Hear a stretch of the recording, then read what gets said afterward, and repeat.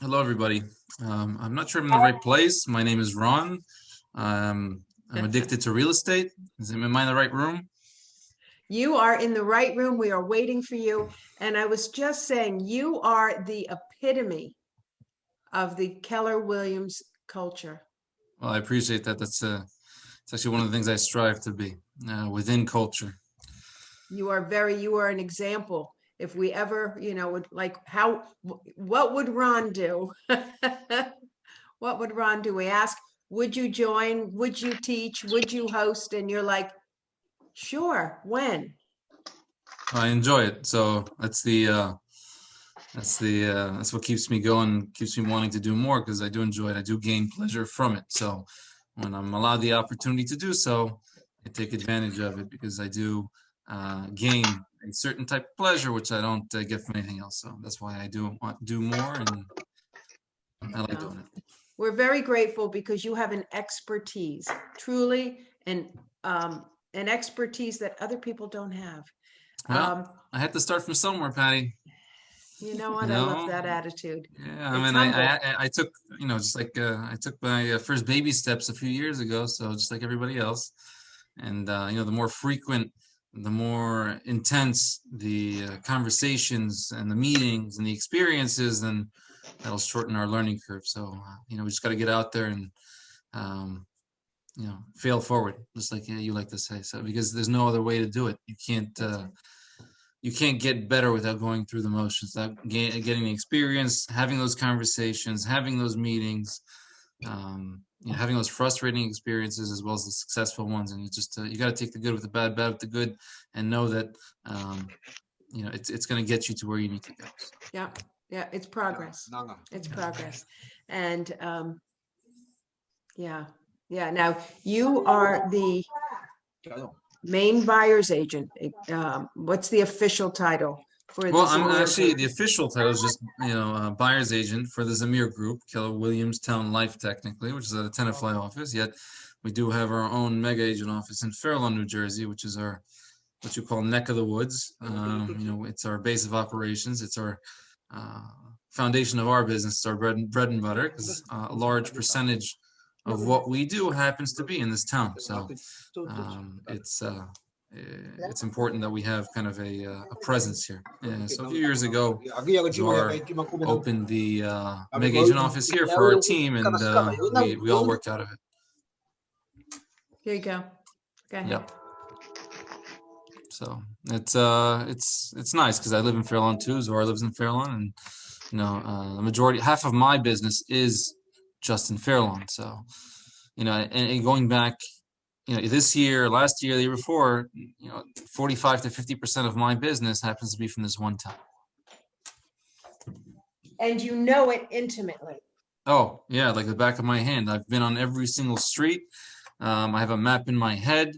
I see every house that comes onto the market, some that don't, and I know what every house sells for. And I work with buyers day in and day out in this particular town. I have meetings every single day, so it keeps me on my toes. You've probably So been in almost every house too. Well, there's 10,000 homes in this particular town, so not quite every, but one day maybe. so you don't do any listings at all. On a rare occasion. So 95% of my business is buyers. On a rare occasion, I have somebody that I connected with on a high level, maybe even a previous buyer that wants to sell their home. They want me to be the point of contact. So yes, I will manage the listing. So I have those opportunities on a rare occasion, yet that's not my focus. Interesting. Okay. Ron, I'm going to turn the meeting over to you. You have a lot to discuss as far as counseling with buyers, their needs analysis, the consult. So please share your expertise. And Ron, in advance, thank you. You do a fabulous job. So My pleasure. Yeah, we're going to focus today's conversation on pre-qualification, which is one type of discussion, and the needs analysis as well. A good place to start, especially with pre-qualification, is, well, what are the benefits of it? Let's talk about that. I mean, guess if you don't know.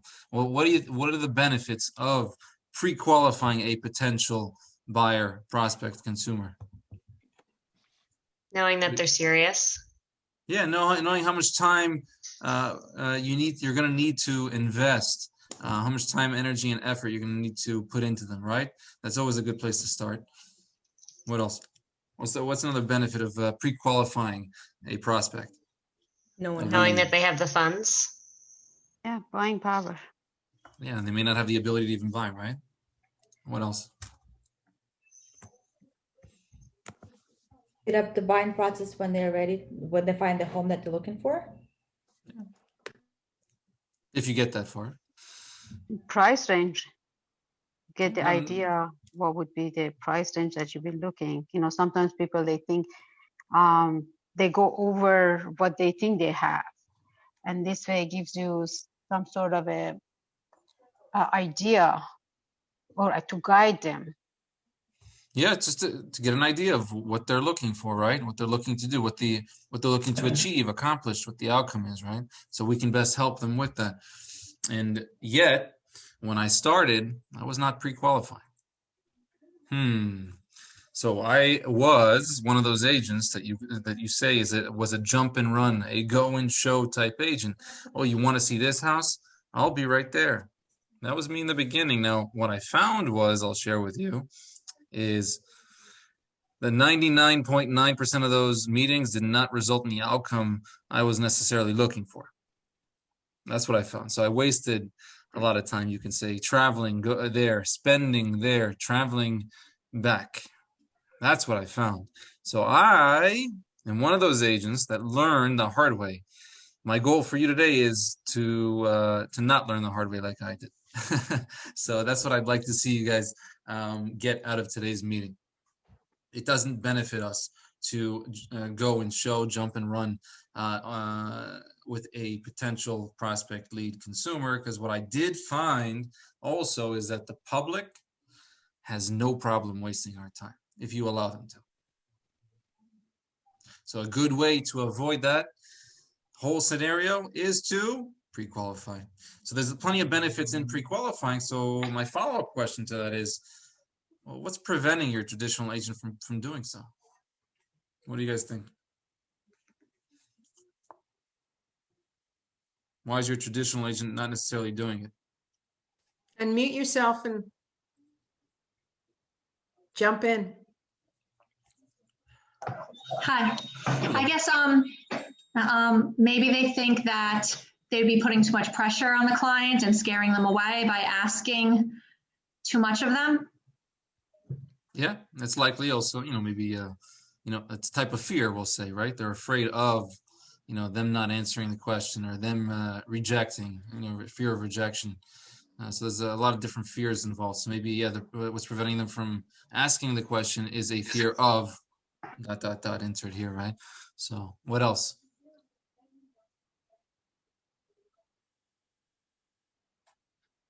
What's another obstacle, barrier to why your traditional agent is not necessarily pre-qualifying? Ron, maybe the agents don't see a benefit. And then maybe the benefits we just discussed, they don't know They don't what see they them. are, right? What about time? Like maybe they think in the time it takes them to go get pre-qualified, they may lose them. I always like to respond to that one with a follow-up question. And the answer to the question, which is it's a rhetorical question because it's an obvious answer, increases awareness level. And the follow-up question I'd like to ask that is, well, do you want to spend 10 minutes asking them questions and discovering some very valuable answer, or would you like to show them 100 homes? Which one takes longer? Mhm. And it's a Yeah, I don't rhetorical understand because why they obviously, wouldn't want to.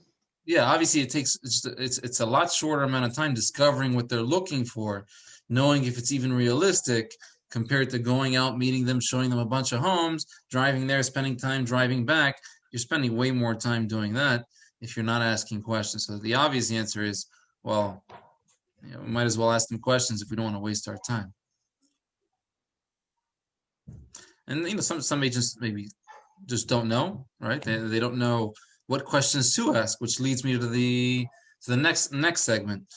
What kind of questions should we be asking? What's in our most basic of pre-qualification scripts. What And your this is- motivation is. Yeah, and there's a lot of different ways we can present that, right? We can find out what their living arrangements are right now. Are they in a hotel? Are they in their in-laws? Is their lease expiring? What they're moving. And one of the most basic questions that a listing agent asks a potential seller is, well, why are you selling? Yet I will share with you that the majority of buyers agents don't necessarily ask that very same question of their buyers. Well, what helps you make the decision to purchase, to buy? We never get, to that question. So it puts us at a disadvantage because we're not obtaining the right information. So motivation is key, especially when we're talking about today's environment. Today's environment is what you call not very buyer friendly.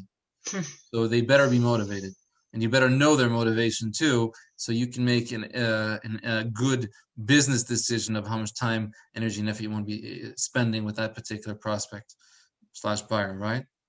So before we get into pre-qualification questions, I will tell you that if you asked me as a buyer's agent, what's the one script of all the scripts in the world that I should internalize? It's this one. It's the pre-qualification script, and you can use it on any avenue that you meet a buyer. You use it, because I do. If it's an incoming lead from a sign call, internet lead, if it's from an open house, if it doesn't matter where I meet them, where they contact me from, it doesn't matter. That pre-qualification script is is a fundamental foundational script that you use across all avenues, regardless where the buyer is coming from. Okay, so you don't have to learn 1,000 scripts. Just learn this one. This will benefit you more than anything, right? So don't be overwhelmed with all the scripts that are out there. Just learn this one. This one will help you more than any other as a buyer's agent. Okay. What kind of questions are we asking on a pre-qualification? These are great information, to be honest. Especially that I'm very new, that I'm gonna just start. I want to be a buyer agent. So. Well, I'll tell you. Forget everything else right now. Learn this one script. That's it. When you have these questions, and it's not even a lot of questions, depending how what direction the conversation goes, it's probably between 6 and 10 questions. It's not a lot of questions to internalize, to memorize. It really isn't. And we're about to review those. Just learn these questions, ask these questions, you'll be fine.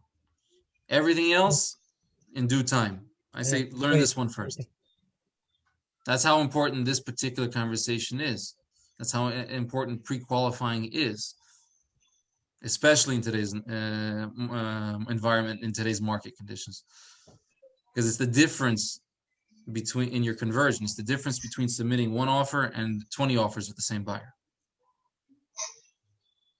So what kind of questions? Let's get back to the questions. What kind of questions do you think are on there? What price range they're looking to be in? Yeah, that's definitely one of the questions. What else? What area they want to be in? Mm-hmm. It's one of them. How about basic one? Have you been looking for a while? Yeah, and I love that particular question. I'll tell you why, Veronica. Because when I ask them, it leads me to someplace else that I really want to know the answer to. When I say, how long have you been looking? Right? And the answer to that question will dictate the follow-up question. They say, well, we just started, great. But many, many, many, many prospects, buyers that I speak to, what do they say? They say, oh, I've been looking for 6 months. I've been looking for a year. I've been looking for a year and a half. Many, many, many of them are saying that. And this is where it leads me to. So my follow-up question to that is, well, since you've been looking for that long, are you working with an agent? I'm sorry. Eric, I need for you to mute yourself, please. So the follow-up question is, since you've been looking for that long, are you working with an agent? And many of them will say, what will they say? Come on, it's a yes or no answer. Yes. They're already working with somebody else as well. Many of them say they're working with, and so you can say, well, you're still working with that agent. And a lot of them will say yes. And I say, great. I recommend you reaching out to that agent They can accommodate you. They can help you. No, but I want you to show me this house. I'm like, okay, so you understand. If I show you this house, before we walk in, I'm going to ask you to sign a document that's going to say, if you like the house enough to submit an offer on it, that we're going to be representing you. Are you okay with that? Click. I'm not going to let anybody waste my time. Yeah. So I'm going to be straightforward with them. And for the most part, I've said it many, many times, and only one person has ever taken me up on that offer. And that's just the way I choose to work. I'm not saying that's the best way. Nothing I say, I will tell you guys, this is the best way to do it. That's what works for me. Now, if you hear me say something that you like, go ahead, copy, imitate it, internalize it, make it your own. I'm okay with that. I'm cool with that. If you don't like what I say, forget about it. Don't worry about it. Okay? Because everything that I do is not necessarily what works best for you. Agreed? Yes? Agreed. Good? Yep. Yep. Awesome. Okay. Can I you will just say that my clarify- way is not the best way. I don't know everything. Everybody in this room knows something that I do not. So my ears are always open. Veronica? Sorry, yeah, can you just clarify? So you said that they're working with the agent, so we're already assuming that they already have documents signed, right, with another agent? Actually, if I had to assume, I assume that they do not, because 99% of agents don't have their buyers sign the exclusive buyers agency in New Jersey, and that's just a fact. So if I had to assume, I assume that they do not. Now, if you want to make sure, you ask the question, well, have you signed anything with that agent? And then they'll say yes, yes, no, no. They may not even know. And if they say yes, it could have been a disclosure and not an agreement. Mm-hmm. Yes. Yeah, a lot of times buyers, they just don't know what they're signing. And Ron, I'm sorry to interrupt. Do you have clients sign that document? I The do, agreement? and I will tell you that I don't have every client sign that document. It only depends on the particular scenario. So it's case by case. So I don't have everybody do it because some people are just not worth it. Now, have if a I'm question. providing a clear advantage to somebody, definitely have them sign it for sure. And it's many of them that I'm providing a clear advantage to. I have a question. Go ahead. Thank you. Do you have them sign it each house you show them, or if you're working No. with them, over time, just one form? No, on the document, you have the ability to put a time frame on it. So I'll always okay, put 30 great. days on it. I don't have to go ahead and extend it or re-sign it. Just the fact that they signed the document, it keeps them loyal. So you understand that the benefit of the exclusive buyer's agency is it increases loyalty, commitment, and that they stick with you even if they're frustrated. That's the benefit of an exclusive buyer's agency. Now, they can cancel anytime because I tell them they can. Nobody's ever canceled. One of my objection handlers when they don't want to sign it is, well, Mr. or Mrs. Buyer, if I don't do what I say what I do, all you need to do is send me a text, email, phone call, let me know that you're not happy with my service, and I'll just take this document, I'll rip it up, we'll shake hands, we'll go our separate ways, and that's it. So nobody's ever asked me to cancel the agreement. So if you ask for it, yes, it will increase the likelihood they stick to you, and that's why we have it signed. Now, what are some of the other pre-qualification questions we got? I would Credit ask, oh, sorry, go ahead. Sorry, credit score? Credit score is more for a rental, and it's more for a mortgage broker to figure out, in my opinion. I don't really care what the credit score is, whether it's 640 or 840. I don't really care as long as they can obtain a loan. The more important question is, have you spoken to a mortgage broker? Or you can also say, do you intend on purchasing in cash, or are you financing or obtaining a mortgage? And that'll lead you to, I've already gotten pre-approved with XYZ company. The majority of the buyers that are shopping today, they're more of them are pre-approved than what they used to be. They're more prepared than they used to be. So the majority of them are telling you, we already have a pre-approval, we have it for this amount. And if for whatever reason, let's just say it's a first-time home buyer, they just started looking, would it be helpful to you if I sent you a list of recommended lenders that will take very good care of you? And the answer is always yes, because of how I phrase the question. It obtains compliance, it obtains yeses. I send it to them, and I get the process going. So it just it depends what the scenario is. Typically, if they're fresh, they haven't viewed any homes, haven't spoken to any agents, then I'll have to make the recommendations. Yet the majority of them right now, the majority of the leads, the prospects, they're already pre-approved. What else? What other questions are on I there? would ask to gauge their sense of urgency.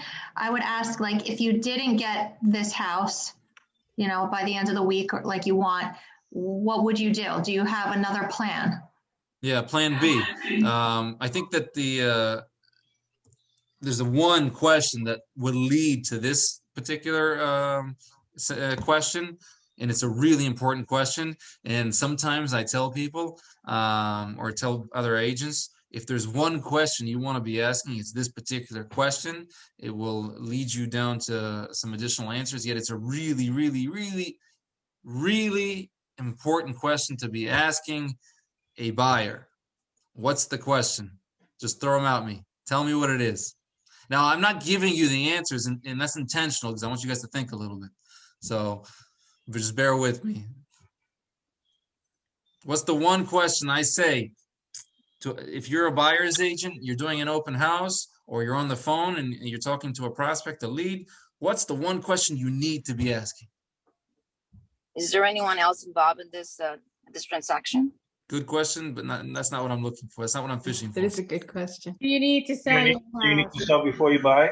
There you go. That's the one. Do you rent or own? Well, I own. Well, I need to ask, do you need to sell in order to buy? Yes.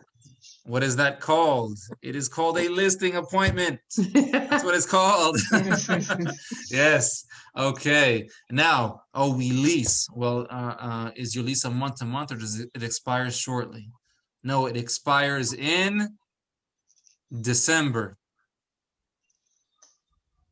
What is your penalty if you break your lease? Can you turn that? You got it. Can you if we find you the right home, the perfect home, can you terminate that lease? Why, yes, we have a very good relationship with our landlord. They're actually my in-laws. We can definitely terminate the lease.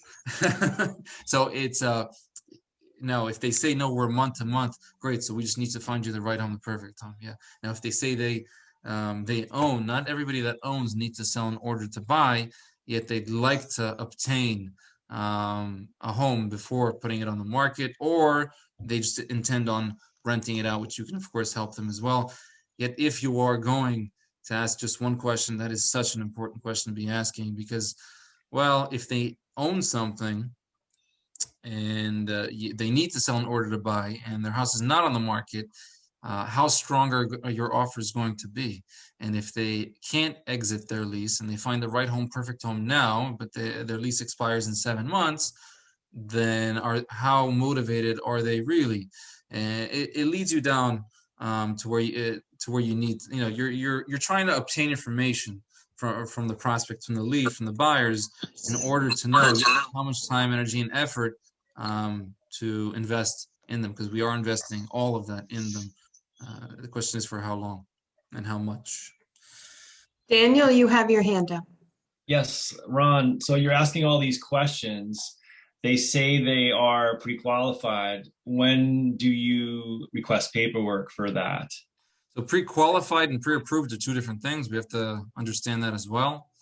Pre-qualification won't cut it when you're submitting offers. A pre-approval is kind of mandatory, unless if you want to take get your offer taken seriously. And then, of course, a mortgage commitment or a conditional loan approval will strengthen your offer as well. It's something else entirely. I think it's a different type of conversation already. Yet, if they say yes, we're pre-approved, we're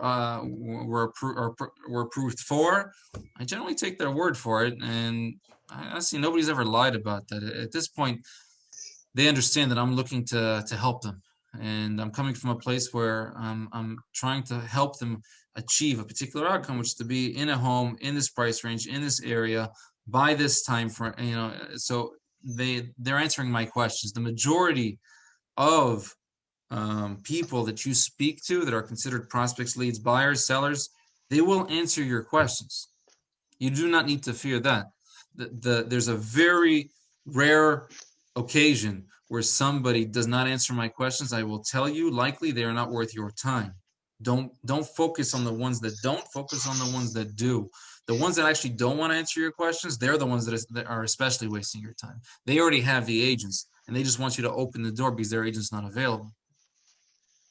I was a little confused because I thought approval was a lot more serious, which it is.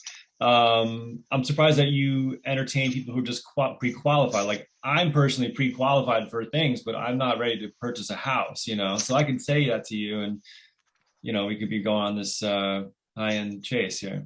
Well, the pre-qualification, typically it's a letter from lenders, online lenders that haven't collected financial information just yet. Right. And that's the difference between pre-approval and pre-qualification. The pre-approval from the lenders, those lenders tend to obtain all the financial information that they need in order to say, yes, this person can obtain a loan for this amount, for sure, with 100% certainty. So I know that if I get a pre-approval letter from, let's just say, Atlantic Home Loans or Bond Street Mortgage, or NJ Lenders or FM Mortgage or Guaranteed Rate or Fairway Mortgage, or all these local lenders that I'm familiar with, I know all of them. They will never give a pre-approval letter if they haven't collected all the financial information. Right. Or XYZ Mortgage out of Missouri or Pennsylvania,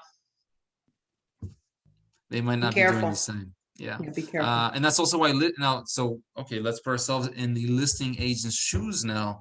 If you're submitting an offer and there's multiple offers and you're submitting an offer with a pre-qualification letter, not a pre-approval letter, it will weaken your offer.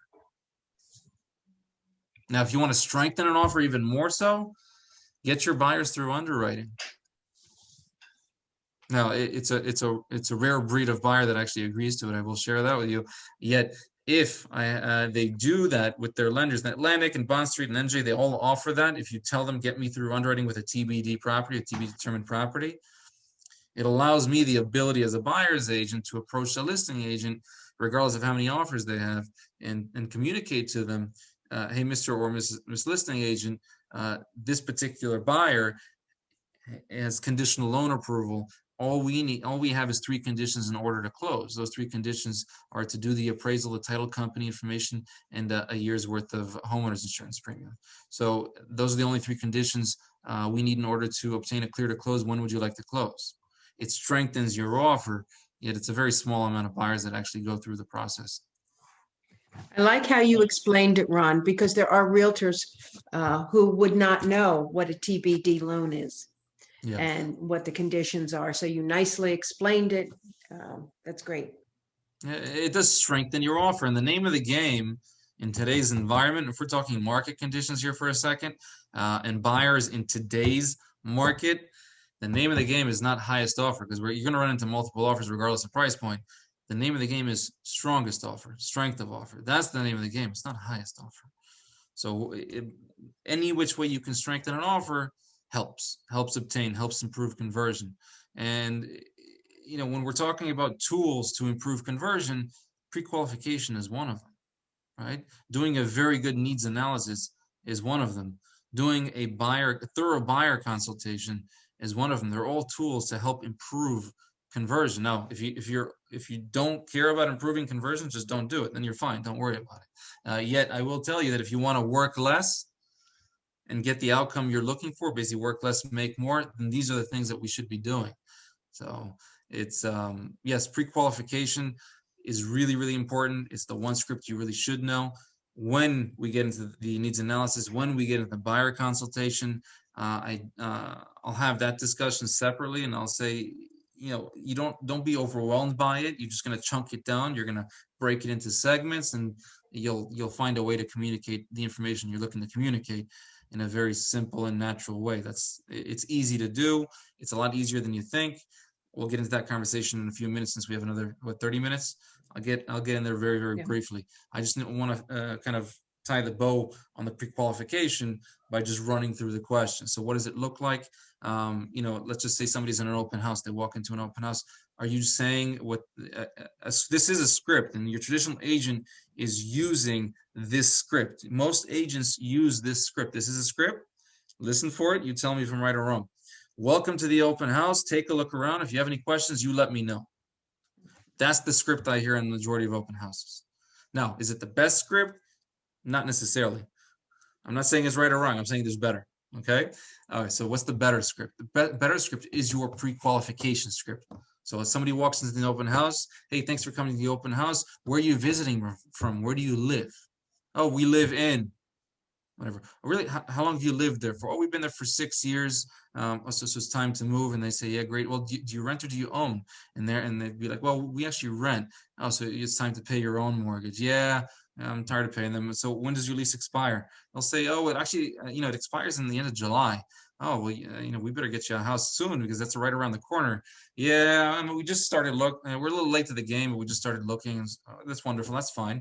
And are you looking just in this area or looking in other towns? Oh, we really want to stay in this town. Our kids are on the school system. Oh, yeah, I understand. I'd want the same thing if it was me. I'd like to keep them with their friends and the same schools and whatnot. So ideally, in a perfect world, you'd like to be moved in by July. Yeah, we really want to be in July. And this is the price range you're looking for. Yeah, we're approved for more, but we want to stay in this price range just because keep the mortgage payment a little bit lower. I'll say, okay, well, I've seen every single home in this area. Would it be helpful to you if I made some recommendations? And they'll be like, yeah, sure, great. Well, let's talk about a little bit what you're looking for. They said, well, we really want 3 bedrooms, 4 would be a plus. We do want to finish whatever, yada, yada, yada, blah, blah, blah. I'm like, okay, well, based on what you're telling me, I'd recommend seeing properties 1, 2, 3. Would it be helpful to you if we saw all 3 in one shot? When works best, weekends or weekdays? You go for the close. So, if you have the ability to close, you close. If you need more information, you get more information. If they say we've been looking for a year, yes. How long you've been looking with an agent? Are you pre-approved? It's just some basic, really, it's anywhere from 6 to 10 questions that we're asking to obtain as much information as we can. It's not too complicated. But it sounds really, really natural when you say it a bunch of times. It'll sound like a script maybe the first, second time, more of an interrogation-like type of conversation. Yet the more you say it, the more natural it becomes. So you'll feel more comfortable with it the more times you say it. So just understand that it's okay. And what's the worst thing that can happen? Ron, you got a couple hands up. Sure. So what's the worst thing that can happen? You forget to ask a question? No big deal, not the end of the world. You say something that you weren't supposed to say, it's okay, not the end of the world. You're not going to die. It's okay. So just do it. Just take action, just internalize it, just use it, and your conversion will improve. Make it better as you go along. Let's go. I can't see hands at all, so just, I see 2 now. Yusuf? Okay. Yeah. Yusuf, I think your hand's been up for a while. Yeah. My question is, from finding a home for the customer till closing, how long time do we need approximately? Well, it's a good question, and it's per agreement. So I'd say your average is probably 45 days to 60 days right now. Yet there are exceptions. Time to time, it's a quick closing. It's a 30-day closing. From time to time, it's a 120-day closing. It's always per agreement. So a lot of the sellers in today's market, they don't necessarily know where they're going. Buyers are a little bit more flexible. Sometimes they're allowing longer closings. Sometimes they're even doing leaseback / use of occupancies. And sometimes it's a vacant home, it's a flip. And to strengthen the offer, you tell them, I'm going to close quick, so you don't have to carry the overhead longer than you need to. So it just depends. I'd say the average is 45 to 60 days. Okay, thank you. And did someone else have their hand up? But I I saw. I don't see. Eileen, you had your hand up? You look like you're in the car.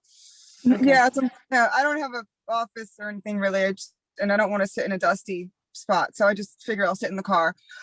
It's not too bad. Okay. So I was more thinking of a question that was related to a seller, but it was regarding, when you talked about the option to sell, like for when you can have, you said that you'll have a lease back, or when you can sell the house with somebody still in there. So I that's why I put my hand down, because I know that's a little bit not a buyer question. It's more of a seller question. So It's both. It's definitely both. And when we're talking about strength of offer, we can definitely strengthen an offer if your seller, if your buyer is interested in a home, that seller, that particular seller needs to sell in order to buy, and they don't know where they're going. Yeah. And I approach the listing agent. I say, hey, Mr. or Miss Listing Agent, would it be helpful to your seller if we closed on the property in 45 days, they put the money in their pocket, they stay in the home, and now they can purchase a home without a sale contingency? Would that be helpful to them? Would that benefit them? Would that be of value to them? Of course, the answer is yes. That's how we can strengthen an offer when we're in those positions. Yet, of course, the buyers need to be agreeable to it, and they also have to understand of what happens. It goes from a buyer-seller relationship to a tenant-landlord relationship with parameters, right? So they have to also know that usually the per diem rate that the seller pays the buyer back is usually your interest, your taxes, usually not including your principal, yet it's per agreement. So, if it's because the principal, don't forget, part of the payment, that's the buyers, right? They're paying that while they're paying the mortgage company, it's still their money. So usually the per diem typically doesn't have to be. I'm not going to say there's a standard, because we're not supposed to say there's a standard, but usually it's the per diem is your taxes and your insurance. So since I'm not very experienced with this circumstance, but I'm trying to learn more and I keep on hearing about it, what is the normal time period, or like how many months? Is it like 3 months where people are doing that? So your lenders do not like and won't necessarily allow you to do more than 60 days. 60 days, I see. Yeah, the lender, it's because the lender, no other parties, the lenders that don't want it to be over 60 days. You're talking the pre-approval? Buyer's lender. Yeah. Yeah. The pre-approval be more than 60 days old? No. We're talking about leasebacks and use of occupancies. Okay. The lenders don't like it when they're over 60 days. Okay. All right. So yes, it can strengthen your offer if your buyers are agreeable to it. Not all buyers are. An alternative might be a long close, provided the mortgage pre-approval survives. Yeah, the one disadvantage of a long close, there's one clear one, and you may or may not think about it, yet it's called an interest rate lock. So to lock an interest rate for 100 days doesn't make sense. For 80 days, they might offer it to you, but it's going to be a much higher interest rate. The shorter the time frame that they're locking their rate, the better the rate. So when you say 100 or 120-day closing, then they're going to wait likely, a much longer period of time before they lock in that rate. So the buyers don't have the ability to do it really until they get closer to that window, whatever that window may be. On the verso, by the way, when let's say closings, they go late. Right, there's a target date and the interest rate lock expires on that target date, and you go past that, what happens? Who's frustrated? Who's upset? The buyer. The buyer? Yeah. So what makes the buyer upset? What makes you say that? Well, they can get it. Their interest rate can change. Is that what you're saying? I mean, No. If you want to extend an interest rate lock, it costs money. Who's paying for it? Buyer. The buyer. Yeah, nobody else needs to pay for it. So and it's not a low amount of money. It's not a small amount of money. You're talking about a good amount of money, depending on if they're extending it a week, 2 weeks, whatever it may be. You're talking not just hundreds. It could be 800, 1,200. It's a large amount of money, and they're not happy about it. So only to keep a particular interest rate. So now, what are some reasons that a closing might not take place on time?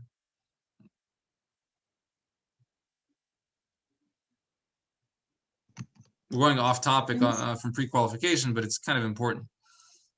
Inspections or title search?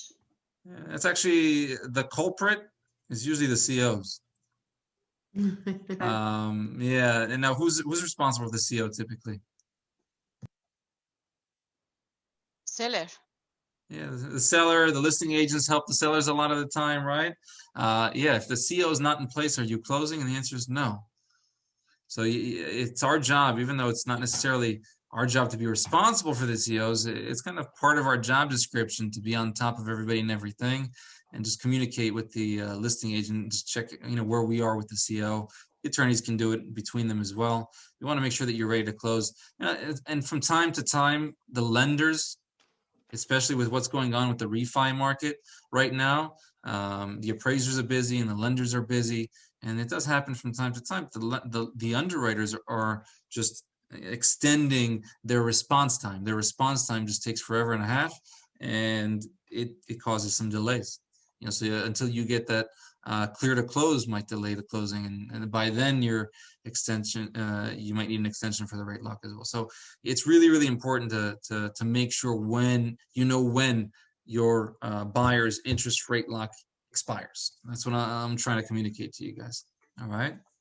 Let's go back to the pre-qualification conversation, how it helps us as buyer's agents improve conversion. We spoke about the benefits. We spoke about what's preventing agents from doing so. We went over the questions of what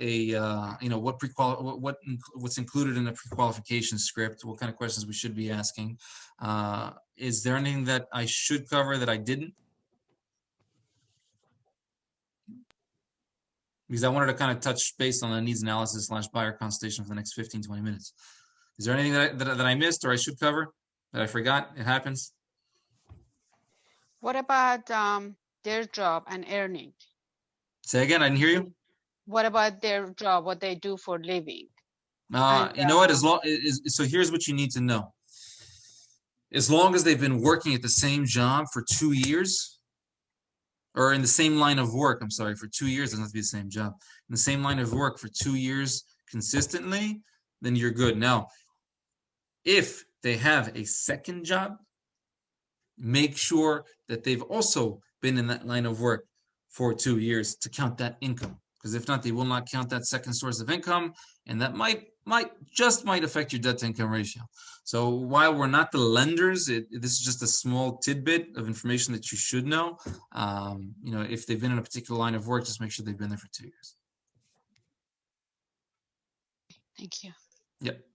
All right. So let's talk about needs analysis / buyer consultation. Buyer consultation, I'm not even kidding. I can talk to we can do a 3-hour session on it, not a 1-hour session. So it's it's one of those things that it needs its own session, and you can break it down into a bunch of different ways. We're just going to be talking about the benefit of doing it and just why we should be doing it. And also I like to talk about what's preventing agents from doing it. So needs analysis, it's part of our buyer consultation because there's pre-qualification and there's needs analysis, and I separate those two things. When I'm doing a needs analysis, it's a kind of a recap of the pre-qualification plus some. That's really the way I view it. So my needs analysis is just that. I'm just recapping all the information they provided me, plus I'm asking additional questions. And some agents, by the way, again, there's no right or wrong way to do a buyer consultation. It's whatever works best for you. There's 1,000 different ways. You can watch 1,000 different agents do it, and they do it in 1,000 different ways, and they're all okay. Some agents will take their questionnaires and go down the list question by question, and that'll be their buyer consultation. And some agents will use their home buyer's guide and go page by page, and that will be their presentation. And some agents, it's mostly them talking, and some agents, it's mostly the client talking, and some agents will use visuals like slideshows, and some agents won't. And there's different ways to do it, and there's no right or wrong. It's whatever works best for you, and just understand that by doing a buyer consultation, by doing a needs analysis, by talking about the buying process, by talking about the market conditions, by answering any real estate related questions they have, it will help us improve our conversion. How so? Well, let's talk about that real quick because we got 15 minutes. So I speak really quick, and I'm going to continue to do that so I can just get all this information in a small window of time. All right. So buyer's consultations, there's a clear benefit. The short version is why we do it. It increases the likelihood they work with us and nobody else. By doing one, you are separating yourself from 98% of agents out there that don't do it. You're already better than all of them by doing one. Okay, there's a lot of other things you can do just by doing those things. You're already better than 90% of the agents out there that are not doing those things either. So by doing a buyer consultation, the simple, short version, it increases the likelihood they work with you and nobody else. The longer version of why we do a buyer consultation, yes, it helps improve rapport, trust, communicate confidence, competence, expertise. It communicates all of that. It helps us set the expectations, them of us, us of them, because if we do not, they will set their own expectations. That's where surprises happen, right? They do not do this day in and day out. We do this day in and day out. We need to communicate the rules of the game, the way I like to say it. So we like to set the expectations. We like to educate them at the buying process. We like to answer their real estate related questions. We like to handle all or as many objections as we can with this short presentation / discussion / conversation, whatever you want to call it. I've heard agents call it strategy sessions as well. There's by having these sessions, discussions, conversations, it does help handle many objections from happening, surprises from happening. And yes, it gives us the ability to communicate what happens next. It helps us tell them that they can trust us to work with us, to hire us, and it benefits us in many ways. This, by all means, is a tool that will help us improve our conversion, will help people stick with us, especially in today's market where it's already a challenge to have people stick with you because of what's going on. This will help improve that particular conversion. So let's talk about the breakdown of a buyer consultation. Well, actually, before I get into the breakdown, I want to ask you guys a question. So I said a few things. I said the benefits. Awesome. I like to always ask the question, what's preventing? I said most agents don't do it. Well, what's preventing your traditional agent from doing one? They're lazy. No, They're lazy, fear, I maybe. think. Losing the client. Let's take one and I'll take the other. You say that they're lazy, they don't want to spend the time doing it. It goes back to what I mentioned to Veronica earlier. Well, what takes longer? Spending 30 minutes doing the buyer consultation, finding out exactly what they're looking for, educating them, or showing them 30 homes? Which one takes longer? Yeah, of course it takes longer. So if you're lazy, you don't want to be showing them 30 homes. No, you want to be doing this buyer consultation. That's why that particular reasoning or excuse doesn't work. What else? I think is the fear that agent, they're scared they lose they scared to lose them. That's So what actually, it is. so let me ask you, you're a buyer, okay? And I'm spending time providing you valuable information to make you as a buyer, feel more comfortable, more confident with this whole thing called the buying process. Is that going to get them to come closer to you or back away from you? Closer. Yeah, closer. Yeah, see, us as human beings, everybody here included, how do we feel when we don't know what happens next? Lost, confused. Frustrated, anxious. Right? So is that the type of buyer that we want? No. No. See, if you, I always say this is the most underused words in real estate: buyer, real estate agent.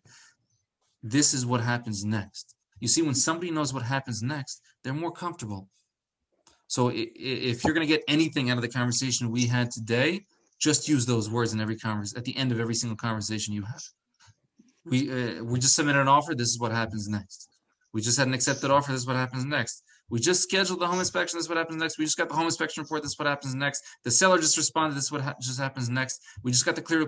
Always use those words. Those are the most underused words in real estate. Trust me when I say this, they don't know what happens next. Even if you told them, you can tell them via this grand, nice, amazing presentation, they did not retain all that information. Guarantee you. They don't remember everything. We remember maybe 10% of what's presented to us. So that being said, we always need to communicate what happens next, so they feel more comfortable, so they feel more confident. That's the type of buyer we want. That will help us improve our conversion from point A to point B, from point A to point Z. That will help us get the help them achieve the outcome they are looking for, which is to enjoy this home for many years to come. Right? What else? What else is preventing your traditional agent from conducting one of these presentations? And I'll get to the needs analysis point in a second. Everything connects, trust me.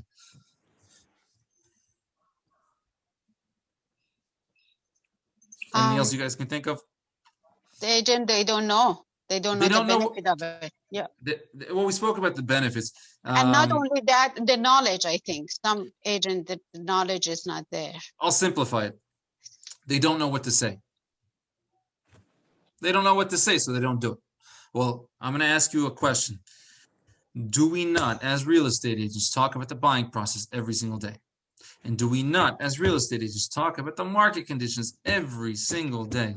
And do we not, as real estate agents, answer real estate related questions every single day? The answer is yes, yes, and yes.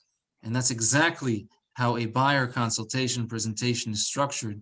You see, the most important components of a buyer presentation consultation is your needs analysis. Tell me what you're looking for, the buying process, the market conditions, and that's it. That's what a buyer consultation is structured. Do we not talk about these things every single day? Yes, that means you are qualified to do a buyer consultation. Just talk about those things. Now, here's the best part. You can't get it wrong. Why do I say you can't get it wrong? Because the person sitting across from you via Zoom or physically or whatever which way, they don't know what you're supposed to say, so you can't get it wrong. You see, if you forgot to say something, either because you forgot to say it or because you don't know that you're supposed to say it, it's okay. They don't know that either. You cannot get this wrong. You can only get better at it. And the best way to get better at it is just by starting to do it. Anybody disagree on that one? No, not at all. Yeah. So just do it. Just do it. They don't just know. Do it. Just by doing it, whether you think you did great, you think you did terrible, it doesn't matter. It'll help you improve as an agent. It'll help improve your confidence. You'll do it better the next time, because I will guarantee you with 100% certainty, you will be better the 10th time you do it than the first time you do it. And you will be better the 100th time you do it than the 10th time you do it. And there's no right or wrong. There's only better. Okay, so just do it. And if you understand that it is structured, you don't have to remember the whole thing. Just understand, okay, this is my intro. This is I'm going to start with the needs analysis. I'm going to talk about the buying process. I'm going to talk about the market conditions, and then we're going to go to work. And that's my buying, and that's okay. Right? That's the most basic of buyer consultations. So when you're doing a buyer consultation, I'm just asking you personally, do you bring your laptop and do a PowerPoint and you're showing them step by step? I do. I have a visual. So the majority of humans, of the human population, are visual learners. Now, what that means is that that the majority of people retain more information by visually seeing something. It's about 79% of the population. I'm one of them for sure. Yeah, me too. And there's 17% of the population that are audio. They retain more information by listening to something. And then there's a very small percentage of people that retain with feeling. All right, so you have to speak to their emotions. So it just depends on what type of, how that particular person retains more. Now, considering the majority, 4/5 of the population retain more information visually, then I have a visual presentation that'll increase likelihood they retain more. So instead of 10%, which is your average, it'll be 15% or whatever percentage. It helps me increase the likelihood they retain more information. So I use a visual slideshow. Now, I'm not saying that's right or wrong. Again, that's just the way that I do it. And, I just implemented it as part of my consultations. And then are you giving them something that you just went over when you No, leave, or no? So that is a great question. I'm about to give you guys a tip, so write this down. If you don't write this down, just remember to do it because every person on my team does it. So this is a valuable tip. And I will tell you that before I even meet with them at the consultation, yes, I am sending them something. So let's just say theoretically, I speak to somebody on the phone, I schedule the appointment, I schedule the meeting, I'm hanging up. What happens next? I go to my email and I'm composing an email. And in that email, I call it an intro email. I'm introducing myself. I'm giving links to my reviews. Telling them a little bit about our production, a little bit about our team. I'm also attaching documents, files to it. What are those files? Yes, I'm attaching a home buyer's guide for them to review, and I'm also attaching a sample offer for them to review. I'm handling an objection by doing it. Now, this is before I even meet with them. Now, I email it to them, click, click. Now I've handled some objections. I've introduced myself, and I don't need to speak about myself as much during the consultation because they've already read up on me. Now I can focus more on them. And I've provided them tools. I've provided them a review of what the home buying process looks like. I've also provided them what a sample offer looks like. Why do I call that an objection handler? Why do you think that providing them a copy of what an offer looks like is handling an objection, especially in today's market? It prepares them. Yeah, One less thing you have to worry about. Yeah, when does your traditional agent, not us, of course, right? When does your traditional agent present that document, the offer, to their clients for the first time? When they're putting it in offer. Oh, Leslie, you like this house enough to submit an offer on it? Please sign this legal document you've never seen before in your life. What is the objection that comes up now? What am I signing? What am I signing? What am I signing? Let me review it. Let my attorney review it. It takes a few days. What happens to the house in the meantime? Sold and closed. Yeah, gone, gone, gone, like NSYNC says for those kids from the 90s. Gone, gone, gone, right? So, or that's bye, bye, bye. I'm sorry. Yeah, bye, bye, bye. Yeah, bye, Ron, bye, bye. Fatima Okay. has a question. Yeah. Go ahead, Fatima. Unmute yourself. I don't know if you went over it because I was driving and I kept losing you guys. For some reason, every time I go through the consultation, I'm always asked, what kind of loan should I get? And I know this is what I asked. This is what I replied. You correct me if I'm wrong. I'm like, well, normally when it has to do with the lending and any credit process, I don't take care of that. All I'm here is to help you and guide you to find the right house. Now, I would recommend to talk to your financial advisor, or I can recommend you a couple of them. Yeah, so it is okay not to know an answer to a question. One, I don't know, let me check. Or even better, take that monkey off your back and guide them to the right person. So that's exactly what I do. If I don't know an answer to a question, speak to the lender, speak to the attorney. They can best guide you in regards to that. Is there a right or wrong loan? We kind of spoke about it. It came up a little bit in conversation yesterday.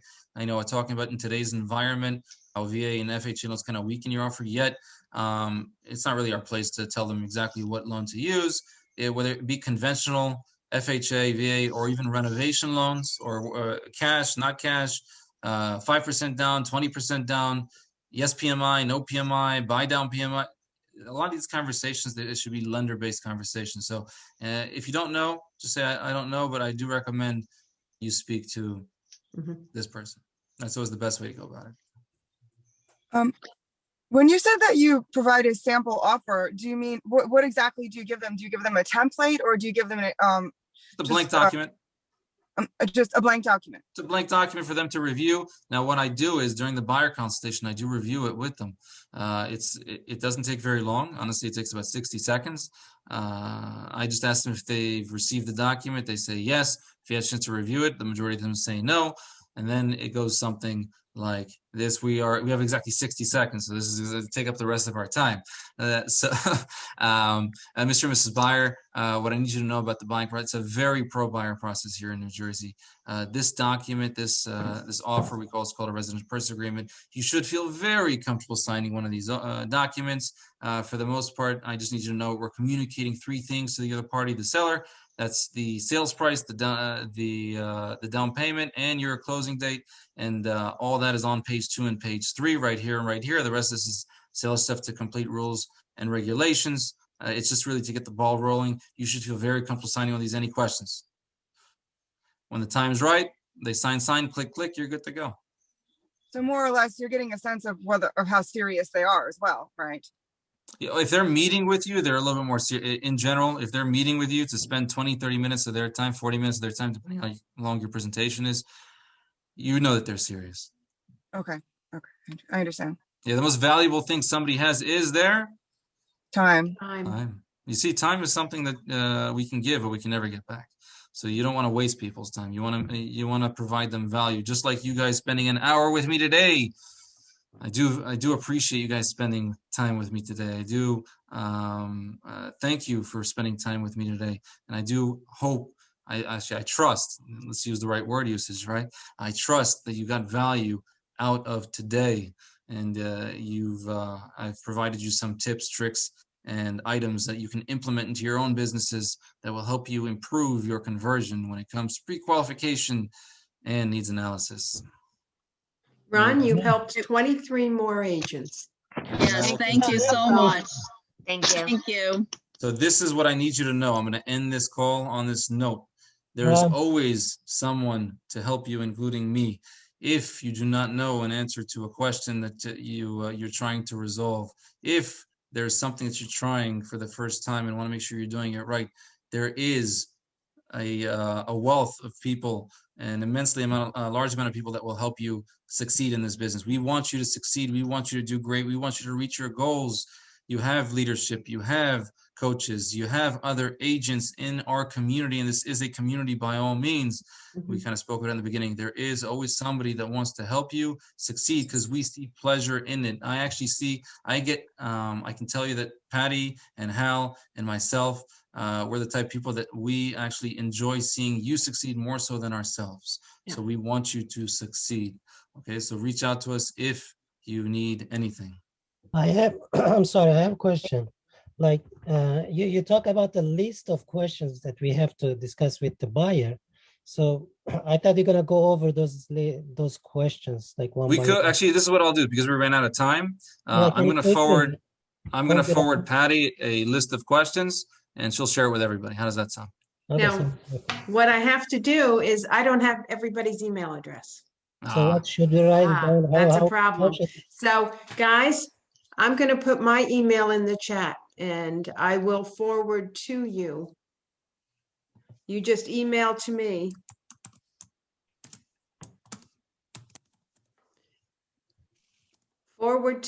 Email me that you want the information Ron has sent to me, and I'll just forward it to you. Okay. So I'll forward you several different ones. You'll find that they all cover kind of the same basic questions, the same foundational questions. You can structure them as you wish, yet those are the basic questions you should internalize, and that will help you improve your conversion. Yeah, Eileen, do email me, not just put it in the chat, please. Actually email me so I can just forward. Thank you. So we are in overtime. Again, thank you for being here. And I'm sure I will see you soon. And for those of you that, enjoyed today, just join us on Mondays and Fridays on the morning mindset call. That's when it's my turn to host. And David Rodney, he hosts Tuesdays and Thursdays. And tomorrow, Seth Diamond is hosting on Wednesdays. So we're there every morning, 8:45. If you'd like to join us, we talk about all kinds of things that provide value to agents. That's our goal every time we speak, is to provide value and as much of it as we can. It's a good call. So if you can, dial it in, even if you're just kind of listening in the car. It's good stuff. Thank you so much. Thank you, Ron. Ron, thank you, Ron. Thank you so much. Thank you. My pleasure. Yeah. Thanks, Thank Ron. you, Ron.